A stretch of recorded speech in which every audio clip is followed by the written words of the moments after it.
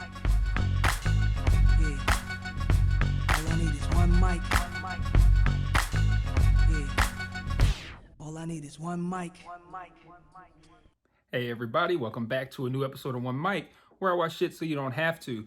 And today I'm here with a special announcement. So I've been teasing over the course of a couple months, mainly on like my social media feeds, that I had a couple special projects lined up, things I wanted to do outside of current reviews. You know, hey, I just watched this show. Should you watch it? Yes, no. Hey, I just watched this movie. Should you watch it? Yes, no. I had a couple special projects that I wanted to work on. Well, I'm ready to talk to you guys about one of them. So, we are living in an age right now where we are heavy into nostalgia, right? You got the Nintendo, what's it called? The little miniature one? I got it, and I don't even know, I can't remember what it's called. Classic, Nintendo Classic, something like that. You know, where you're putting out old video games. You're finding people who are still like yearning for like cassette tapes and opening up the booklets and the cassette tapes and reading the notes, or CDs or whatever, or VHSs. Like, you're just finding so much stuff that's being brought back from like the 80s or 90s, or even, you know, shoes, all this kind of stuff, right? We're in a nostalgic retro time period right now where we are yearning for things from the past. Because of that, I found myself spending a lot of time thinking about these shows and movies that I liked as a kid. I'm not going to run off the list, but there are several that I've thought, I wonder if I were to watch them today through the eyes of an adult who considers himself someone who is capable of looking at television and film through a different lens, and like, giving it a little bit more of an analytical take, right? If I watch those things now, would I appreciate them the same? And chances are I wouldn't. But one, it would be astounding if I could find things that I appreciate equally now as an adult as I did when I was a child. But then also, even if it's not, up to the level of quality of something, like, I'm not going to sit out here and be like, oh, this show is just as good as The Wire was when it came out. Like, even if I don't get that level of quality, it would still be cool to go back and be like, yo, I watched X amount of episodes of X amount of show, or I watched whatever movie, and it's like still holds up. Like, it might not be like, fucking Sopranos or some shit, but it's like really good. Like, it still holds up. It's entertaining for whatever reason, right? So what I'm gonna start doing is I'm gonna start a special kind of like spin-off, just like I do Fight Talk for fights. I'm gonna do something called retro reviews, and I'm gonna do just that. So if I decide to watch an old movie, I'm gonna watch an old movie, talk about it. Does this still hold up? And most of the time, it's going to be stuff I've already seen. But the kicker is that I'm going to allow you guys to suggest things. So, some of those things might sound interesting to me. Some of them you might have to sell me on. We'll see. But I'm going to let you guys suggest things as well.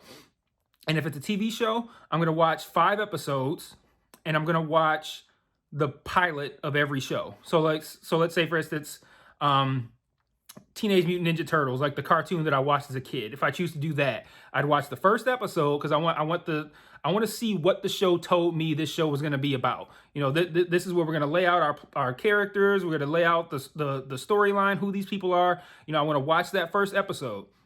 The other 4 are going to be episodes that I look at from like a best of list, right? So let's say, again, going back to the Teenage Mutant Ninja Turtles example, I'd watch the first episode, and then the other 4 will be based on whatever lists that I can find on the internet that lists the best episodes of that show. So normally, if you find best of lists, there's some sort of intersection between multiple lists. It's not going to be like a top 10. Like I say, if I pull up 5 articles that are top 10 episodes of Teenage Mutant Ninja Turtles, chances are they're not going to be 10 different episodes in each one of these articles. There's going to be some episodes that are going to be in each one. So I'm going to try to do something like that and find episodes that appear in multiple lists, and then I'll put those in there. So the pilot and the 4 best episodes that I seem to be able to find a consensus on in whatever research that I do. So that's the plan for retro reviews. So if you want to suggest anything, one, you can email me, onemicpodcast313@gmail.com. That's the least that's probably the least advisable way. Tweet me at One Mic Network on Twitter, Facebook at just One Mic. You can search that on Facebook, or drop it in a comment on one of these videos, on this video or any of the other retro review videos. Like, if you're watching one and you're like, oh, I dig this. Hey, Mike, can you do blah, blah, blah, blah, blah. you can drop it in there. That's probably the best way to get me to see it, actually, is to put it there. Put it there or tweet it to me. One of those two is the best way to get me to see your suggestions. And then lastly, what I want to close out with is an announcement as far as the first retro reviews. So coming this Saturday, I'm going to post the first retro review. It's going to be for the A-Team, 1980s show. I loved it as a kid. It was basically like some like excommunicated war veterans who formed this team of like mercenaries for hire kind of thing, and they go on these missions, and they just go on a mission every week. There's a mission, and at least that's how I remember it.